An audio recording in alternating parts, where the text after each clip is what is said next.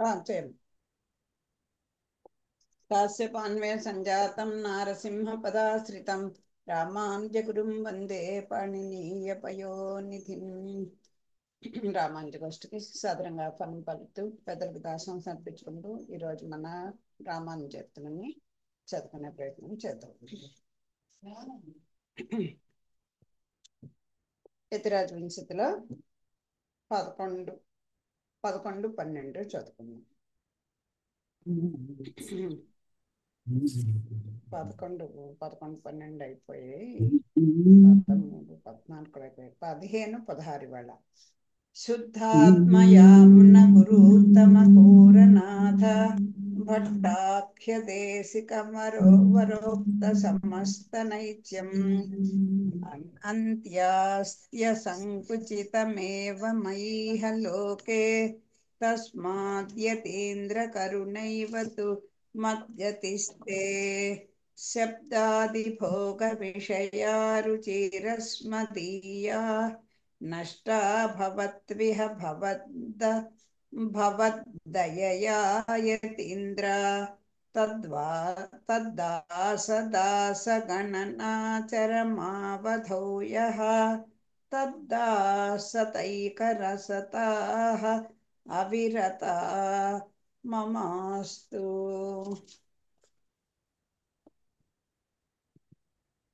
మనం పూర్వతాళ్వారి యొక్క చరిత్రను తెలుసుకున్నాం. తర్వాత తాండవ కృష్ణమాచార్య స్వామి వారి జీవిత పద్ధతిని కూడా తెలుసుకున్నాం.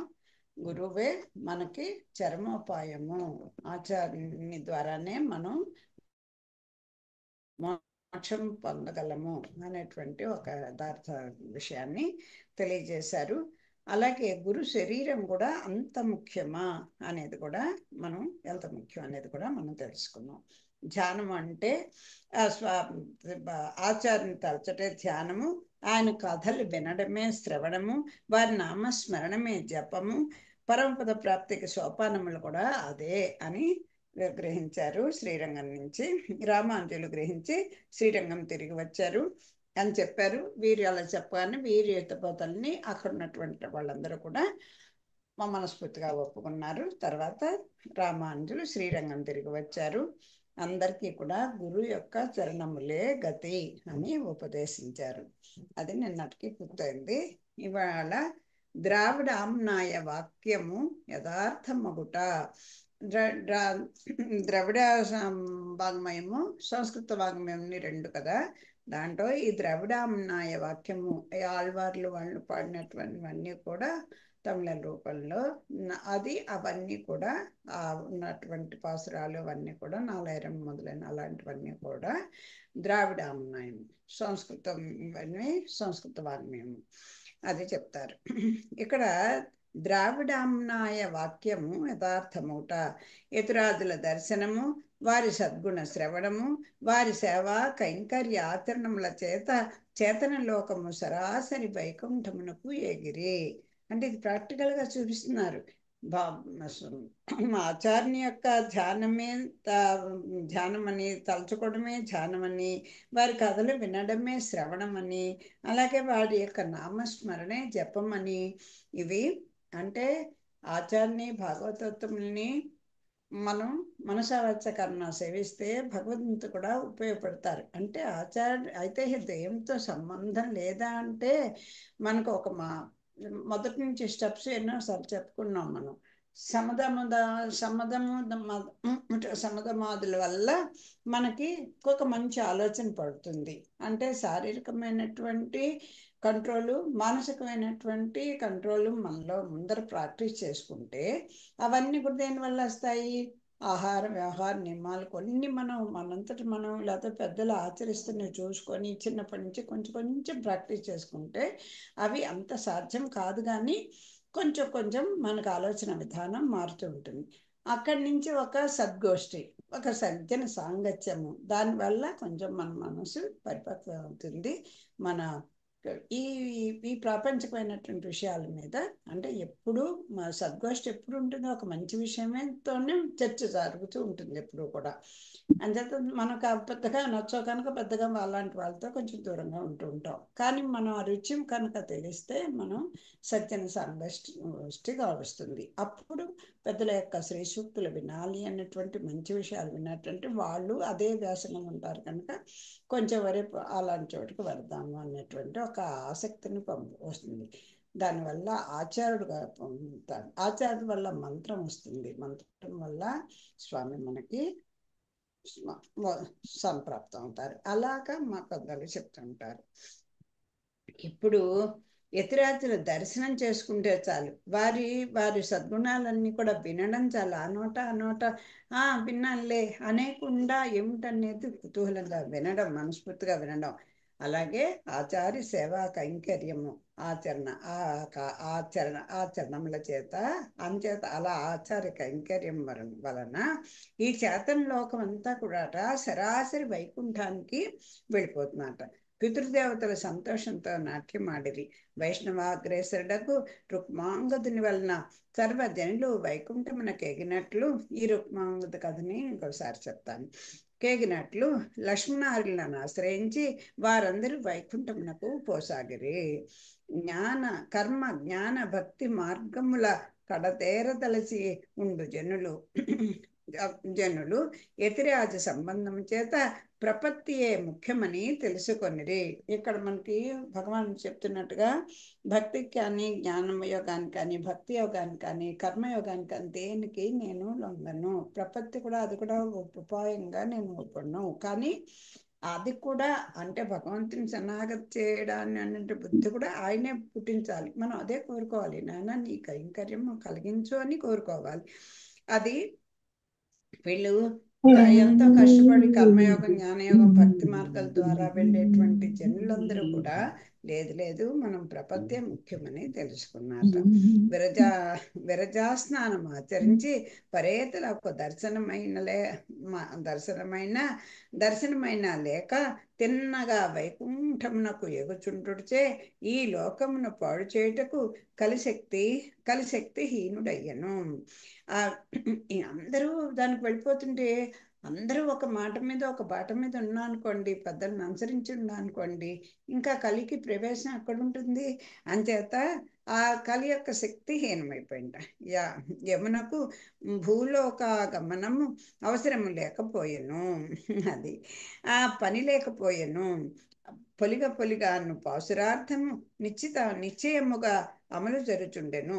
మోక్షార్థులు పోవు అక్షరాది మార్గమున సాధారణముగా ఆత్మల సంచారము ఉండదు. అది అక్షరాది మార్గంలో వెళ్ళే వాళ్ళకి ఈ ఆత్మల యొక్క సంచారము ఉండదు.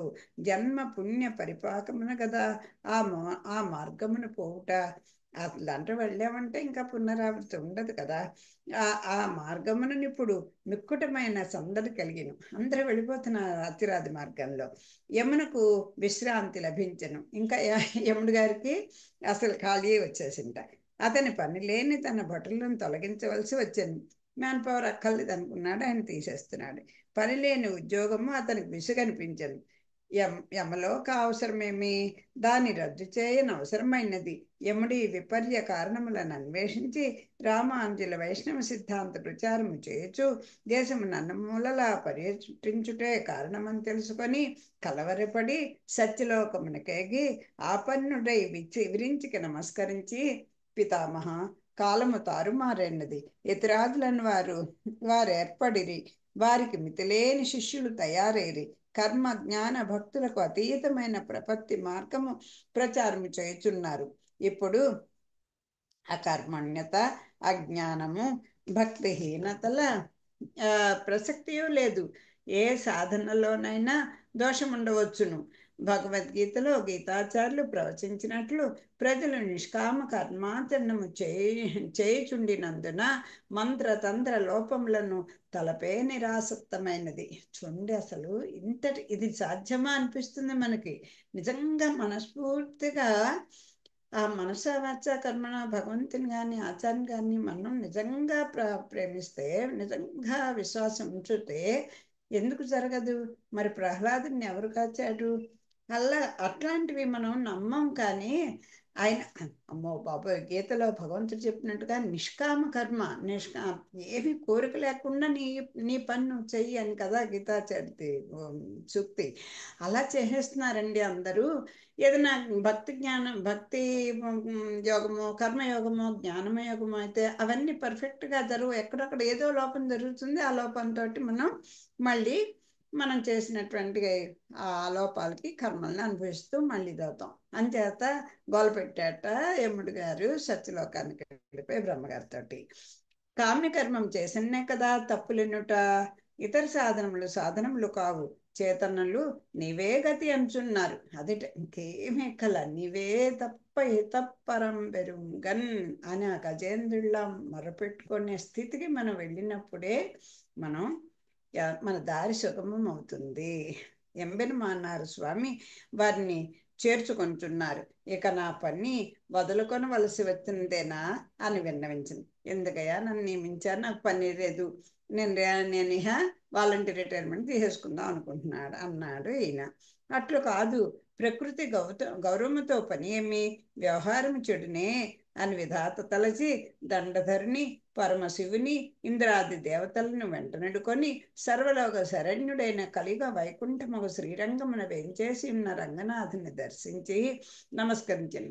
తండ్రి రంగనాథ, ఒక విజ్ఞాపన చేయవచ్చితమి. లోక వ్యవహారం విపర్యము కలిగినప్పుడు నీవే కదా మాకు శరణము.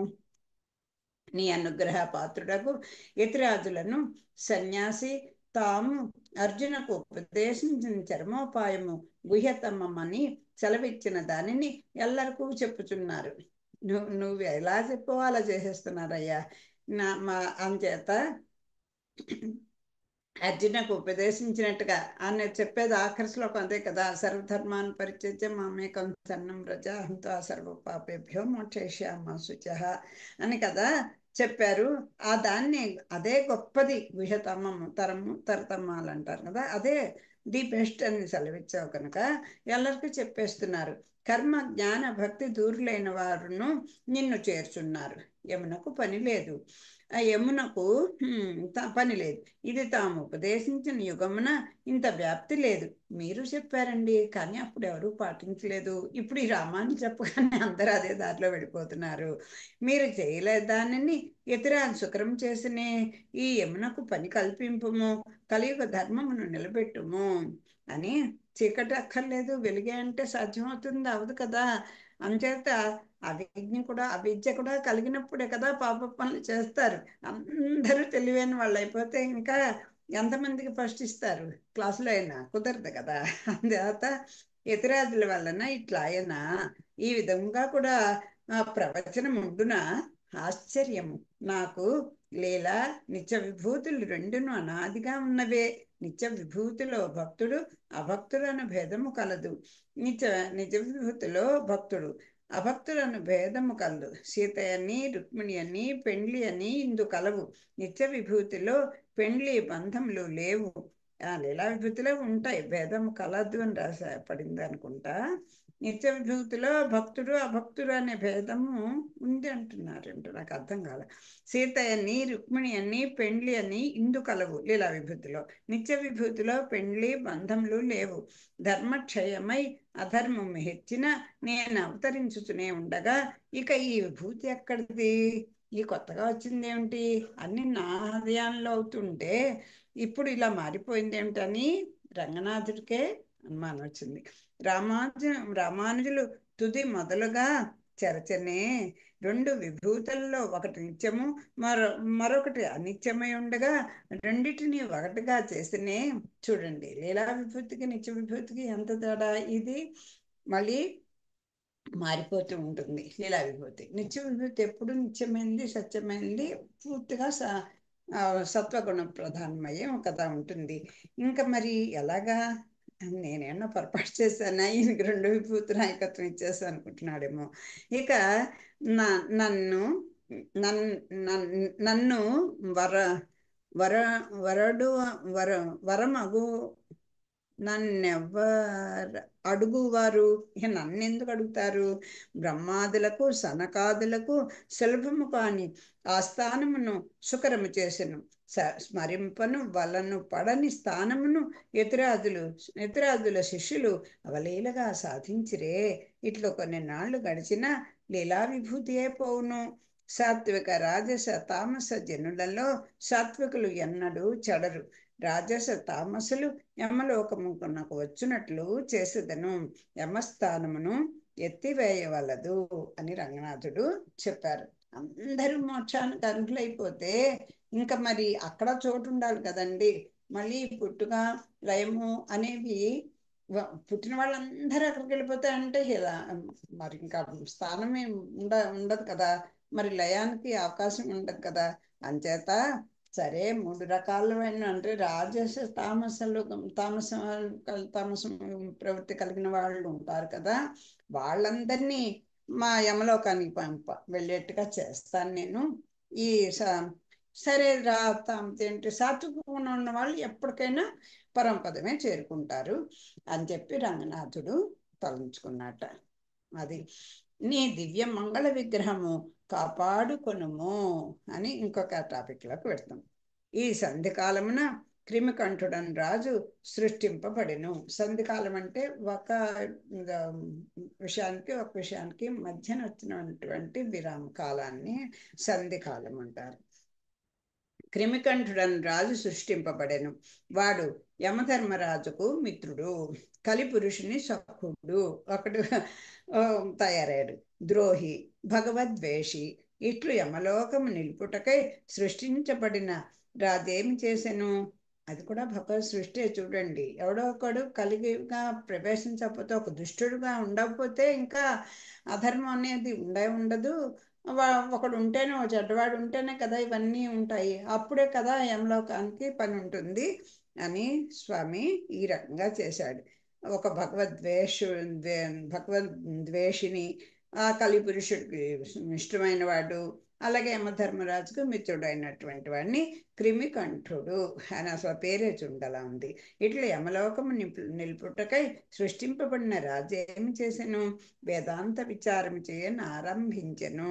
శైవ మతానురక్తుడై తన పూర్వము లోక కంటకులగు రాక్షస కోటితో సమానుడైను. ఇతను ఇంకొక మతాన్ని, శైవ మతాన్ని, దాని అందు అనురక్తుడయి అందరిది రాక్షసుతోటి సమానం. రాక్షసుడు అంటే ఇతరులను బాధ పెట్టేవాడే రాక్షసుడు అంటే. ఇంచుమించుగా చెప్పాలంటే ఏదో రకంగా మనం ఆ కోటిలో చెందిన వాళ్ళమే. నాభ్యహింసన్ పరస్పరం అన్న రామవాక్యాన్ని అమలు చేసినప్పుడే కదా, లేకపోతే అందరూ ఆ కోట్లని వాళ్ళమే. హిరణ్యకశిపుని వల్లే విష్ణునంద చేసెను. హరినామస్మరణ దండనీయమనెను. జనులందరినూ శివభక్తులుగా చేయి తలంచెను. అట్లు కాని వారికి చిరశ్చేదమనెను. పండితులు అంగీకరించిన వారి మార్గము ఇతరులు అనుసరించుట సుకరమని తలచెను. శివాత్ పరతరం నాస్తి అని ఒక పత్రంపై వ్రాసి విద్వాంసులందరి చేత చేబ్రాలు చేయించి తెమ్మని భటులను నలువైపులకు పంపెను. శివుడే పరతత్వము, ఇంకెవరు లేరు అని ఒక కాగితం మీద రాసి అందరి చేత చేబ్రాలంటే సంతకాలు పెట్టించుకొని రమ్మనమని పంపించారు. మనకేమి విద్యా నాశనమా అని కొందరు, శాస్త్ర విచారమా సద్య ఫలమా అని కొందరు, ఎందుకు అపాయము తొలగిన చాలునని కొందరు చేబ్రాలు వ్రాసిరి. సర్లే, ఏం పోయింది, మనకేం దీనివల్ల సంతకం పెట్టేస్తే మనకేం విద్య పోదు.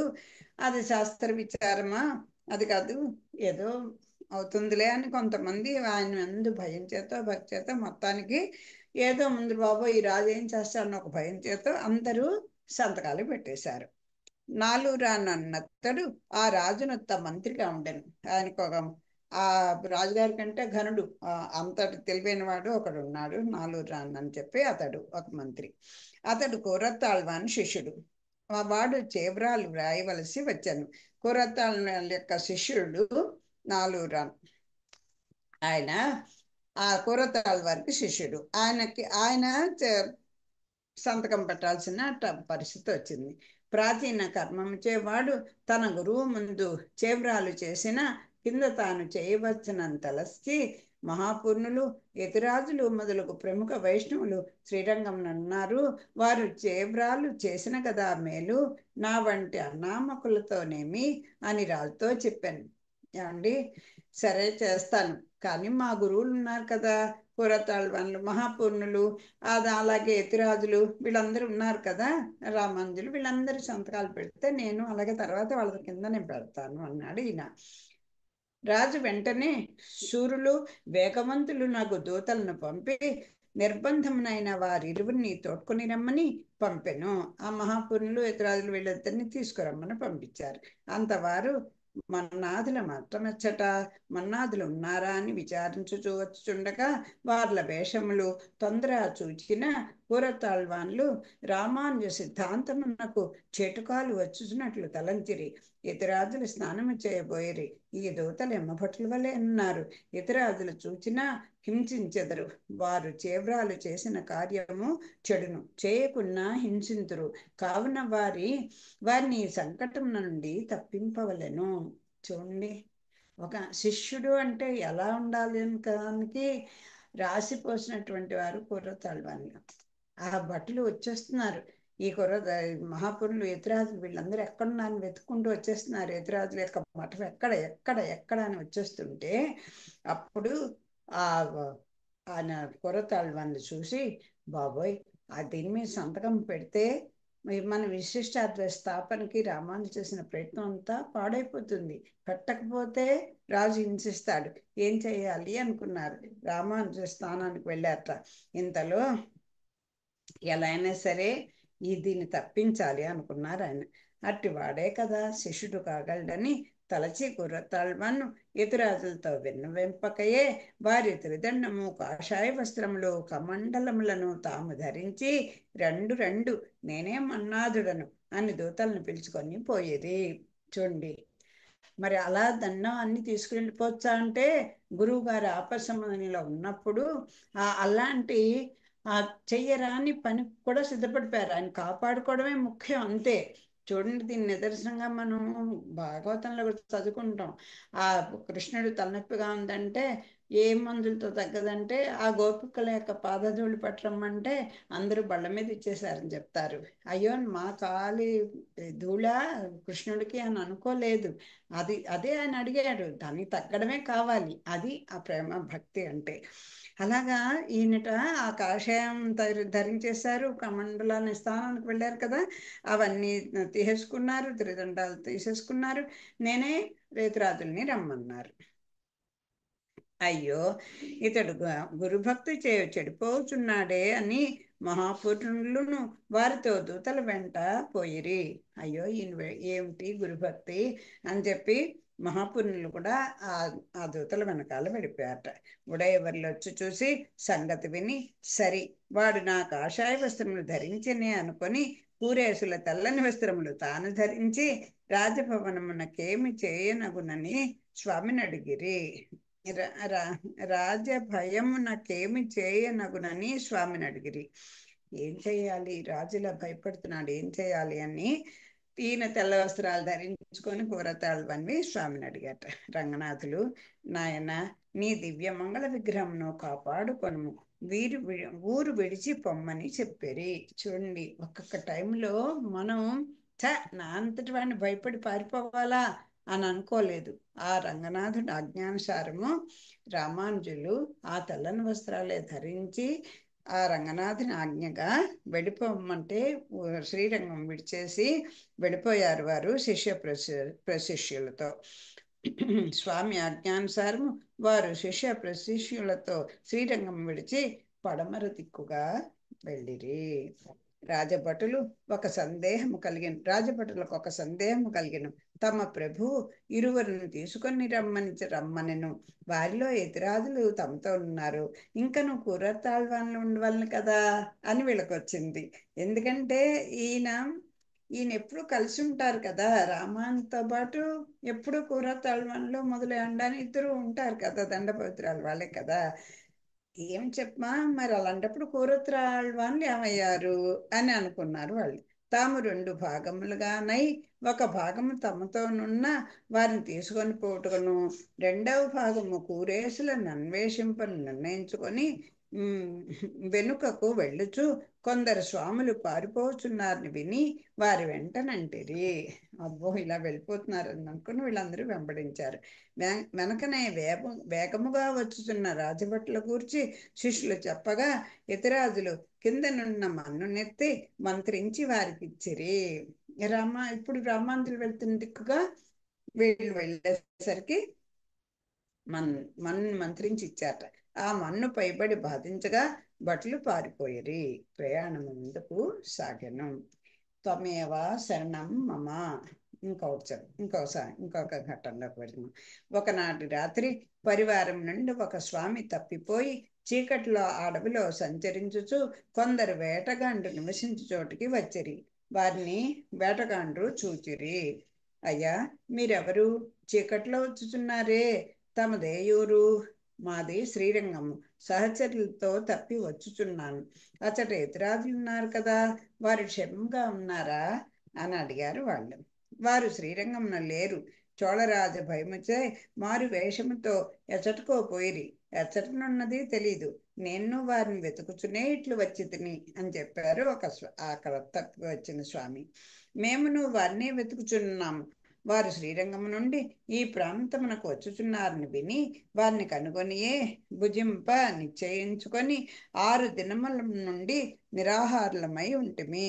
మీరును మాతో చేరిరి. చూడండి, అది భక్తికి. వేటగాండ్రు నిరాహారులు శ్రాంతులనై ఉండిరి. ఇంతలో గాలివాన ఆరంభమైంది.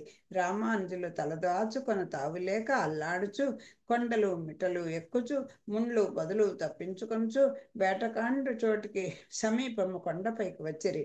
కొండ కింద గాలి తాకున్న నగళ్ళు మండుచు అణుగుచుండ చూచి అటనెవ్వరో మనుషులుండురని వారిని మార్గం అడగవచ్చునని తలచి శిష్యులతో అచ్చటికి చేరి వేటగాండ్రును వారిని చూచిరి. అయ్యా, తామెవరు? ఎచ్చటి నుండి వచ్చున్నారు? శ్రీరంగమున ఉండేటి వారము. కష్టకాలము, భగవత్ సంకల్పము శ్రీరంగనాథుని విడిచి వచ్చితిమి. చూడండి, ఆ యతిరాజుల యొక్క బాధ ఎంత అందో. భగవత్ సంకల్పము, నేను అక్కడ ఉండేవాడిని, ఇప్పుడు ఇలా వచ్చాను అని చెప్పారు రామానుజులు. శ్రీరంగమున శ్రీమద్ రామానుజాచార్యుల వారు క్షేమంగా ఉన్నారా అని అడిగారు. వారు మీకు ఎట్లు తెలిసిరి? వారితో మీకు గల సంబంధమేమి? బంధువుల వల్లే అడుగుతున్నారే అన్నారు రామానుజులు. తిరుమలై నల్లాన్ అనువారు యతిరాజుల శిష్యులు. వారి భృత్యులమైన మాకు ఎంబెరుమానార్ చరణార విందములే మీకు రక్షకమని ఉపదేశించిరి. ఆ కారణముచే మేము యతిరాజుల పట్ల భక్తి కలిగి ఉంటిమి. వారిని మీరు చూడవలైనా సంతోషించెదరా?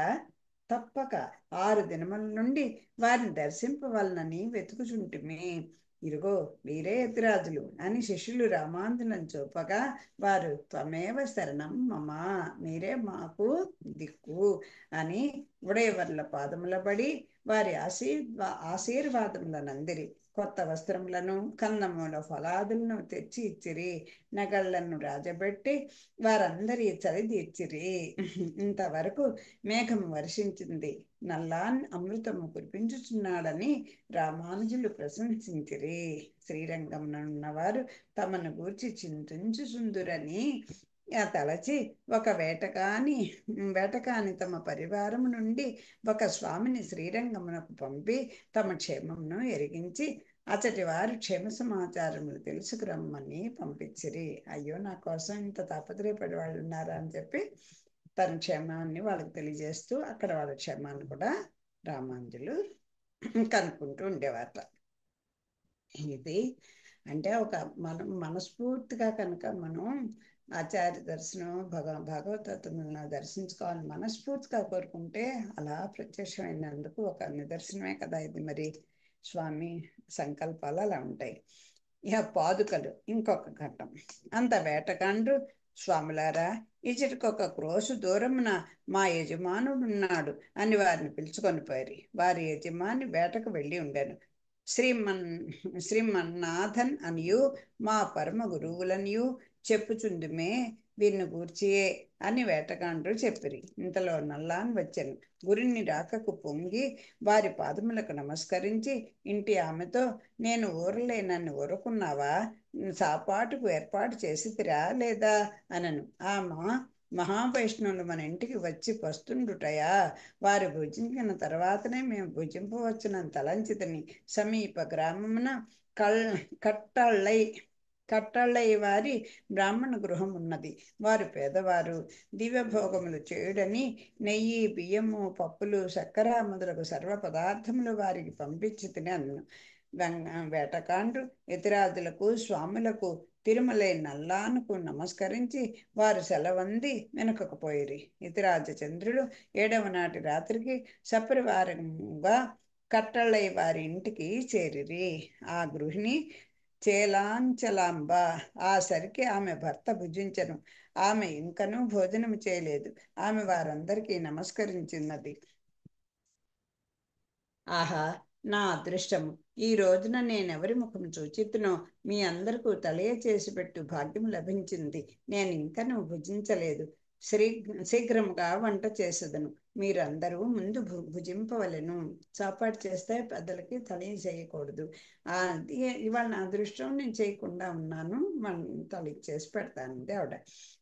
వలదు ఆదరణతో పిలిచిరి, అంతే చాలును. వచ్చిన వారి పీడ బదలవలనని చేయి దానము తామసము. ఆదరణ లేని భోజనము విషము వంటిది. దాని వలన పరిగ్రహించిన వారికి దుఃఖము కలుగును. స్వల్పమైనను లేచి వచ్చిన వారిని కూర్చుండబెట్టి నమస్కరించి తన వలన కావలసిందేమో తెలుసుకొని శక్తి కొలది విచ్చెదను వైకుండని ప్రీతితో నిచ్చిన దానమున పెద్దలు తృప్తులవుతురు. చూడండి, ఆతిథ్యం అంటే ఎలా ఉండాలనేది మనకింత వివరంగా తెలియజేస్తున్నారు. అది మనకు శక్తి లేకపోవచ్చు, రండి కూర్చోండి, కుర్చీ లేదు చాపవేయండి, ఆదరంగా వాళ్ళని ఆహ్వానించడం, కాసిన మనిషిని కావాలని అడగడం, దాసం పెట్టడం, ఏం కావాలని అడగడం, శక్తి ఉంటే మాకు ఈ శక్తి ఉంది, లేకపోతే శక్తి లేదు, ఏం చేయను మీకు అని అనడం. ఎలాగ చేస్తే అదే చాలు అని చెప్తున్నారు రామాంజులు. అమ్మా, నీవును అట్టి ప్రేమతో పిలిచితివి, మేము తృప్తి చెందితిమి. అయ్యా, మేము చేసిన పుణ్యము, పెద్దలు చేసిన తపస్సు, శ్రీ వైష్ణవ స్వాములు మీరిచ్చటికి దయచేసిరి. భుజింపకున్నను మీరిచ్చట శయనించుటే శేషము. భోజన సామగ్రియా పుష్కలముగా వచ్చి ఉన్నది. నేను ఇంకనూ భుజించలేదు. మీరు ప్రార్థించను వలదనుచున్నారు. కారణమేమో తెలుపుకున్నారు. ఈమె ఎవతయో అని సందేహించుచున్నట్లున్నది. మీకు ఆ శంక వలదు. నేను యతిరాజచంద్రుల శిష్యురాలను. అట్లు కాకుండా ఈ అడవిలోని కుగ్రామమునున్న నేను మీ వంటి స్వాములకు పాకము చేయ తలపెట్టుదునా? నేను యతిరాజ శిష్యులనండి, నాకున్న అర్హత అదే. అంచేత నేను మీకు తెలియచేసి పెడతాను అని చెప్పింది. నీవు చెప్పింది విశేషమే. వేటకాండ నడుమ అడవిలో కుగ్రామమునున్న నీకు యతిరాజు దర్శనం ఎట్లయినది అని అడుగుతున్నారు యతిరాజులే. వచ్చింది ఆయన వీరికే తెలియదు కదా. మయూర వర్షములు లేక 12 వర్ష క్షామము కలిగెను. అప్పుడు మేము శ్రీరంగమునకు వచ్చి ఉంటుంది. ఒకనాడు యతిరాజులు భిక్షకు వచ్చినప్పుడు వారిని చూచి మిద్దె దిగి ఆ మహానుభావునికి భిక్షనెడ్డి నమస్కరించి నిలిచి ఉంటుంది. ఎందుకు నిలిచి ఉన్నావని వారు అడిగిరి. స్వామి, మీ వద్ద భయమేలను? మిమ్మల్ని చూచిన నా తండ్రియో మామయో అనిపించుచున్నది. నా మనసునున్న సంశయము ఎన్నాళ్ళు దాచింతును? మీరో భిక్షమెత్తుచున్నారు. శ్రీరంగనాథుని కాచి ఉన్నట్లు ఎందరో తమను కాచి ఉందరు. దీనికి కారణమేమి అని వారిని అడిగితిని. వారు సంశయాత్మ వినశ్యతి. నీవు సందేహం వదిలి అడిగితివి, చెప్పేదని వినుము. నా వద్ద ఒక మంత్రరత్నం కలదు. దాన్ని నా వద్దకు వచ్చి వారికి ఇచ్చుచుందును. ఆ గొప్ప సొత్తునకై ఇందరు కాచి ఉందురు అని యతిరాజులనిరి. నాకు ఆ మంత్రం ఉపదేశింపుడని వారిని కోరితిని. వారు ఆ మంత్రము నాకు ఉపదేశించి ఈమె భక్తి సమర్థతలు కలది అని వెళ్ళిపోయారు. మరి నాడు వారటు పోచుండగా మంత్రము మరచి తిని మరలా ఉపదేశింపుడని కోరితిని. వారు ఉపదేశించిరి. గుర్తుగా మీ పాదముల నీయుడని నేను కోరగా శ్రీరామచంద్రులు భర్తను కొసంగినట్లు వారు తమ పాదుకలను ఇచ్చిరి. పిమ్మట నేను నా భర్తతో మా ఊరు తిరిగి వచ్చితిని. అంతటా వర్షములు కురిసినవి, మేమిచ్చట బతుకుచున్నాము. మరల వారి దర్శనము కలగలేదు. చూడండి, ఆ ఆచార్య కటాక్షం అనేది ఎలా ఉంటుందన్న దానికి చక్కని నిదర్శనం. మన మంత్రం ఉపదేశించాక అయ్యో మర్చిపోయానండి అంటే మళ్ళీ మంత్రం చెప్పారట. చెప్పి ఈ మాట నాకు మీ పాదుకలు ఇమ్మని అడిగితే ఇచ్చేసారట ఆయన. వారే యతిరాజులు వించుండగా ఆమె వారి శిష్యులతో ఈ వృత్తాంతం చెప్పి యతిరాజుల అనుగ్రహం తలచి దుఃఖించాను. రామానుజులకు ఆ సంగతి అంతయు జ్ఞప్తికి వచ్చాను. అనేక సాక్ష్యం వచ్చిందే వారు కనుక ఇవన్నీ గుర్తు వచ్చింది వారికి. వారి ఆమోదమును గుర్తించిన శిష్యులు ఆమెతో ఏం మేము చెప్పామా మీరే వారని చెప్పామా అని సంగతి చేస్తే ఆయన వారు ఒప్పుకుంటే, అమ్మా నీ వ్యతిరాజులు శిష్యురాళ్ళవు, వారి పాదకులను ఆరాధించు వైష్ణవివి కావున తెలియ చేయమన్నరి. అంటే ఈవిడ భక్తిని, ఈవిడ యొక్క శ్రద్ధ భక్తి కులంతో కాదు అక్కడ అడిగింది. ఈవిడ మతిగా అంటుందా, నిజంగా చేయగలదా ఆ పరీక్షకే అని చెప్పారు. అది ఆ ఆచారమును పరిశీలించుచుండిరి. తలపమ్మాళ్ళు స్నానం చేసి వచ్చి ఆవిడకి ఆ పేరు అన్నమాట చేసి మడి వస్త్రము ధరించి ద్వయమంత్రమును గురు పరంపరను అనుసంధించి మంత్రరత్నం అదే కదా ద్వయం శ్రీమన్నారాయణ చరణం శరణం ప్రపంచే శ్రీమతే నారాయణాయ నమః. హలో కంటిన్యూ చేయమ్మా. మంగళమా? ఓకే సరే, మిగతా విషయం రేపు చెప్తాను. స్వస్తి ప్రజాభ్య పరిపాలయంతాం న్యాయేన మార్గేణ మహిమహీషాః గోబ్రాహ్మణేభ్యः శుభమస్తు నిత్యం లోకాः సమస్తాः సుఖినో భవంతు. మంగళం కౌసలేంద్రాయ మహనీగుణాబ్ధే చక్రవర్తి తనూజా సార్వభౌమాయ మంగళం. సర్వం శ్రీకృష్ణార్పణమస్తు. స్వస్తి. దాసోహం పెద్దమ్మ గారు.